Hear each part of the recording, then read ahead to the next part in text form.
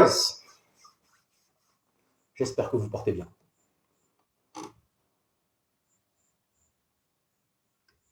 I told you so. Je vous l'avais dit. Je sais que je l'avais dit puisque j'étais là quand je l'ai dit. Vous savez, hier en conférence de presse, j'aurais bien aimé faire une deuxième vidéo, malheureusement j'ai pas eu le temps. Hier en conférence de presse, Ruben Amorim a tout fait, mais vraiment tout, pour calmer les esprits. En disant, je cite, je connais bien Matic, malheureusement, il n'a pas reçu tout ce que Onana avait dit. Car Onana avait rajouté, avant de dire ce qu'il avait dit, il avait dit que Lyon était une très bonne équipe. Mais guys, petite parenthèse rapide. À partir du moment où vous dites haut et fort, nous sommes bien meilleurs, sincèrement, peu importe ce que vous avez dit avant, ça n'a aucune importance. Mais vraiment aucune. Donc lui, de son côté, il a voulu vraiment calmer les esprits. Et de l'autre, on a Onana qui poste ceci. En disant, franchement, je n'ai jamais voulu manquer de respect à aucun club. Tout ce que je voulais, c'était rendre fiers nos fans. Si vraiment il pensait ce qu'il avait posté, il allait s'arrêter là. Mais non! Monsieur a voulu la ramener en disant, moi au moins, j'ai remporté un titre avec le meilleur club du monde. Ça, bien évidemment, la fin, c'est l'histoire rapidement de caresser les femmes dans le son du poil. Ouais, il a dit le meilleur club du monde, ouais, West Coast! Bref. Donc, encore une fois, au lieu de s'arrêter à justement, je n'ai jamais voulu manquer de respect à qui que ce soit, tout ce que je voulais, c'était rendre fiers nos fans, il a voulu poursuivre. Il a voulu aller appuyer là où ça fait mal. En disant que moi, au moins, avec lui, en postant une photo de lui qui embrasse la FA Cup. Et voilà. Voici la réponse.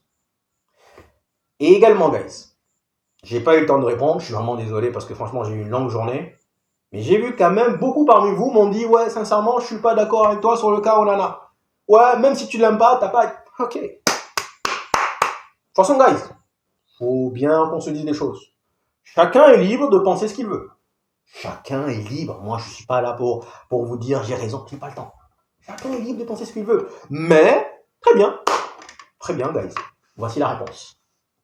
Maintenant, qu'on soit bien d'accord, je crois qu'on était à 13 buts gag avant ce match. Maintenant, déjà, ce qui est sûr et certain, on est passé à 14, ce qui est clair et net. Maintenant, le débat reste ouvert. Est-ce que oui ou non, on est à 15, on est à 14, 14 et demi? Voilà. Moi, tout ce que je sais, c'est que cette année, je crois qu'on l'a vu au moins 2 ou 3 fois déjà, où il y a une frappe anodine que le gardien normalement doit arrêter, ou si jamais il n'arrive pas à l'arrêter, chose que normalement tu apprends dans n'importe quelle école de gardien, c'est ne jamais, au grand jamais, pousser la balle dans l'axe. Ce que fait Onana tout le temps. Il le fait tout le temps. Tout le temps. Donc, on était normalement sur le point de remporter le match, les attendre tranquillement à Old Trafford. Boum! Mais non! Oh nana, what's my name? Oh nana, what's my name? Oh nana, what's my name? Et voilà, guys. Donc, je suis désolé, hein. Je vous jure que durant le preview, mon pronostic initial, c'était de venir vous dire 2-0 pour Manchester United. D'ailleurs, je l'ai même dit d'ailleurs dans le preview. Mais, vu ce qui s'est passé entre Matic et Onana, je me suis dit, oula! Ce Tinkwinky là, ou Lala ou Po, je sais pas, c'est comme vous voulez, il va forcément demain nous embêter demain. Je l'ai pensé tout de suite. C'est la raison pour laquelle j'ai pronostiqué un partout. Je vous jure qu'à la base, je vais venir vous dire 2-0, tellement j'étais confiant. Mais non, il a fallu en réalité qu'il la ramène. Maintenant, on me dit, ouais, même si tu l'aimes pas, guys, faut bien qu'on soit d'accord. Moi, ce qui compte pour moi, c'est Manchester United. Si vraiment Onana était si bon, je suis désolé, on n'en serait pas là. C'est pas un... Je l'ai dit même, je crois que je l'ai dit même il y a la semaine dernière, pas dans une vidéo YouTube, mais je crois que c'était en live sur Facebook. J'avais dit sincèrement que je trouve que nous sommes assez normalement bien organisés défensivement, bien structurés. Et j'avais souligné que pour moi, la seule façon d'encaisser un but, ça serait à cause, à vous de voir, Onanas.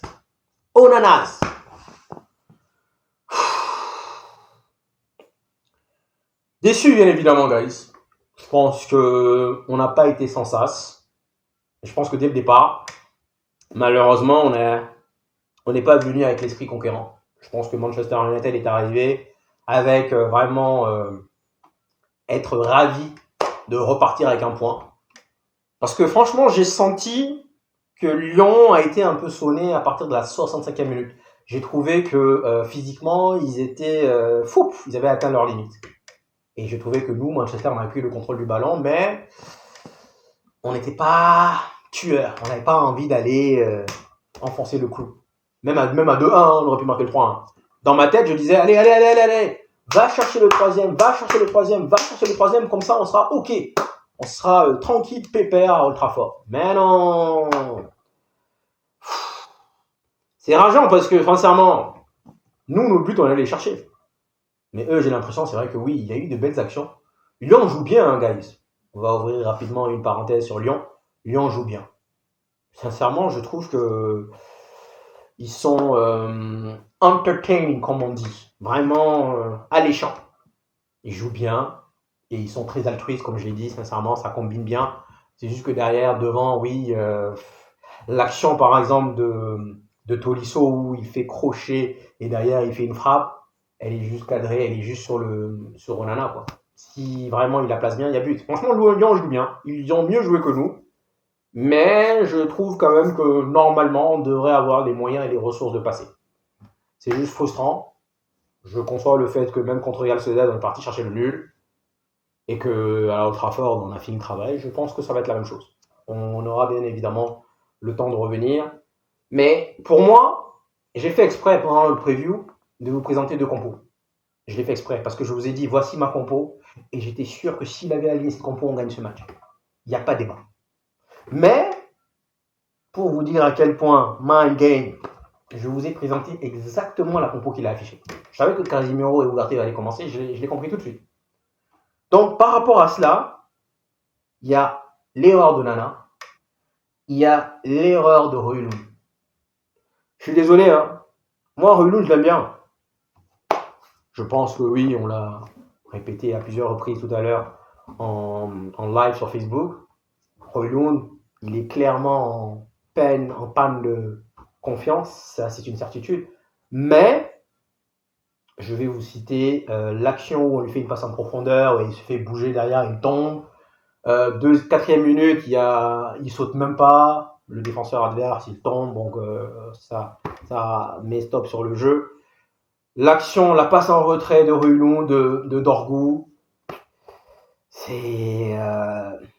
j'aurais préféré que Zerzi commence. Après, Zerzi, je ne le vois pas nécessairement en meuf, donc j'aurais préféré... Moi, franchement, pour moi, la meilleure compo, c'était Zerzi et Mason Mount en soutien et Bruno Fernandes en pointe.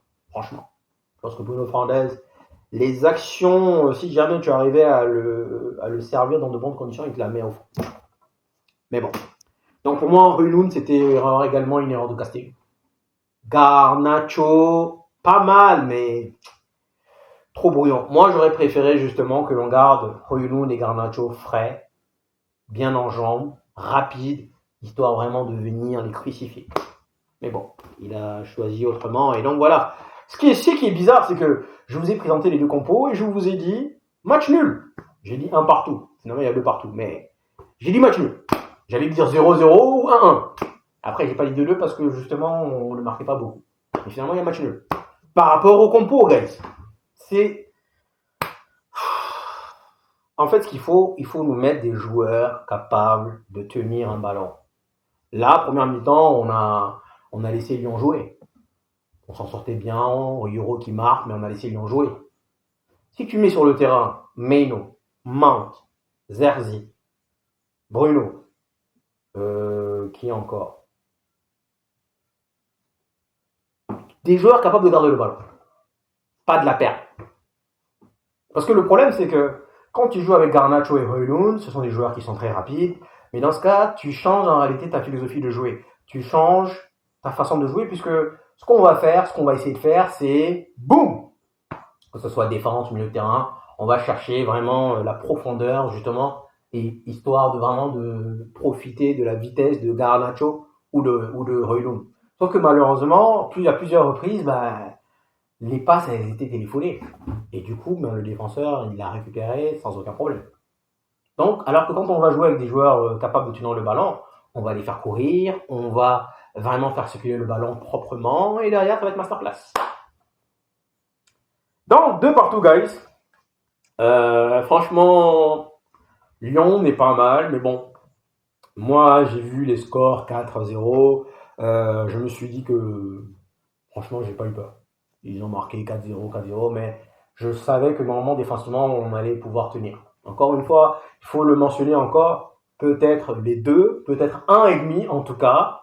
C'est sûr que c'est plus d'un. Sans Onana, peut-être qu'on repart avec les 3 points. Je suis désolé, mais ouais. Il y a un autre point sur lequel je veux revenir, c'est les coups de pied arrêtés. Je vous jure que les coups de pied arrêtés, guys, c'est un défaut. Du moins de ce que j'ai vu, moi, d'après les highlights, c'est un défaut aux Lyonnais. Les coups de pied arrêtés. Ils sont bien grands. Je connais pas leur nom, là. Il y a Mata et Diakate, je crois, un truc comme ça. Ils sont bien grands, mais ils ne sont pas bons dans les airs. Et franchement, si on avait mieux négocié les coups de pied arrêtés, on aurait marqué plus. Et bien évidemment, je vais revenir sur le fait que pourquoi. Je vais vous poser une question rapidement. Quand vous voyagez, vous prenez l'avion, on est bien d'accord que normalement, quand vous allez à une destination, le mieux, ce serait de prendre un vol direct. Vous êtes à Niamey, vous voulez aller à New York, si vous le pouviez, malheureusement vous ne pouvez pas, mais si vous le pouvez, vous allez faire un vol direct. Vous êtes à Paris, vous allez à New York, c'est un vol direct. Les escales, c'est toujours chiant. On est bien d'accord. Les escales, c'est chiant. Vous allez passer là, ça c'est chiant les escales. Pourquoi est-ce que Manchester United fait les escales? Pourquoi systématiquement? C'est-à-dire que Maguire, tout ce qu'il faut, c'est le mettre dans l'axe, qu'il aille chercher le but. Pourquoi systématiquement on envoie la balle à Hong Kong pour que Maguire fasse une remise à Paris? Pourquoi faire des escales? Pourquoi les escales? J'ai déjà salué, j'ai déjà souligné il y a longtemps, mais pourquoi ça revient? Pourquoi? Maguire, il est grand. Mets-le dans la boîte. Bruno Fernandes, tu l'envoies directement. Pourquoi à chaque fois on doit faire un détour? Ça sert à rien. On n'a jamais marqué comme ça. Jamais. Donnez-moi un but. Donnez-moi une fois où on a marqué comme ça, où genre on l'envoie à Hong Kong, Maguire qui réceptionne, qui la renvoie. DHL. Et ça rentre. Jamais. Pourquoi on continue? Ça m'a fumé, franchement. Je pense qu'on aurait su mieux négocier les coups de pied arrêtés. Honnêtement. C'est un défaut clairement à Lyon. Maintenant, bon, j'ai pas envie de faire long. Mais j'ai bien aimé Dalot. Du moins à son niveau, bien évidemment. J'ai bien aimé Dalot. J'ai bien aimé Mazraoui également. Ugarte, guys. Il a pris un carton jaune, je sais, mais j'essaye, hein, j'essaye. Je vous jure que j'essaye. C'est pas parce que je veux faire du bashing sur lui, mais j'essaye de me souvenir d'une occasion notable de Ugarte. J'en ai pas. J'en ai pas, sincèrement. Donc, conclusion. I told you so again! Je vous l'ai dit, guys. Mais bon, apparemment, c'est moi qui vais jouer au bashing. Donc, Casemiro, il est bon, Casemiro, sur coup de pied arrêté. Malgré sa petite taille, même l'année dernière, ou même l'année d'avant, je crois que l'année d'avant, lors de sa première saison, il avait marqué 5 ou 6 buts, un truc comme ça. Mais il est bon de la tête, Casemiro. Non, il faudrait juste qu'il retrouve les filets, mais il est bon de la tête. Donc lui, là-bas, au moins, tu le vois. Mais pour moi, franchement, quand tu joues avec 2 milieux défensifs, c'est problématique. Forcément, cela aura des répercussions sur l'attaque devant. Højlund, Garnacho, Yoro, j'ai bien aimé également. J'ai aimé son action où il vient, il prend l'initiative de percer et puis de tirer. Elle est passée pas loin. Elle pouvait rentrer. Puis même celui qui marque, premier but pour lui. Merci pour lui. Merci beaucoup. Et puis Maguire, bon. Encore une fois, si on fait un zoom sur lui, on va se dire que ouais, il est pas mal, il a fait un bon match. J'ai vu d'ailleurs tout à l'heure, quelqu'un l'avait mentionné sur Facebook en disant que ouais, Maguire, arrêtez les gars, il avait fait un bon match. Oui, encore une fois, ça dépend de comment est-ce que vous manipulez la caméra. Si vous prenez la caméra, vous faites un zoom spécialement sur Maguire, oui, on va dire quelque part que ouais. Mais moi, j'ai des occasions où je sais que à aucun moment il prend l'initiative de faire fou. Genre, parfois, je vois Garnacho qui fait l'appel, je vois Dorgu qui fait l'appel, je vois même Højlund qui fait l'appel. Mais Maguire, regardez bien, latéral, derrière, latéral, derrière, latéral, derrière, latéral, derrière. À aucun moment, le mec décide de faire ça. Il n'est pas capable de la faire. Ou même s'il essaie de la faire, il la met dehors. Et il y a une occasion, une action également où la balle, elle venait, il y avait 3 défenseurs. Il y a Onana qui lui dit vas-y, calme-toi, c'est bon, je l'ai. Et là, il panique. Il fait boum, il la met dehors. Bon, donc encore une fois, défensivement, oui, il n'a pas été mauvais. Franchement, il a été solide. Défensivement, mais pour moi, il faut regarder l'ensemble. Donc je crois que c'est bon, hein, j'ai fait le tour. Zarzi qui rentre. Et franchement, quand il est rentré, il a marqué. J'ai fait la célébration moi aussi. Yeah, yeah, yeah! Je me suis dit, c'est allez, comment, man, comment, man. On prend les 3 points. Donc, vous imaginez à quel point je sois déçu, bien évidemment. Donc, guys, je pense toujours qu'on va passer. C'est peut-être arrogant de ma part, oui, prétentieux, peut-être. C'est mon ressenti. J'avais pronostiqué un match nul, mais je pense que bring me back to home. On va le prendre à Manchester. Merci de venir jusqu'ici, guys. Prenez soin de vous. Je vous dis à la prochaine.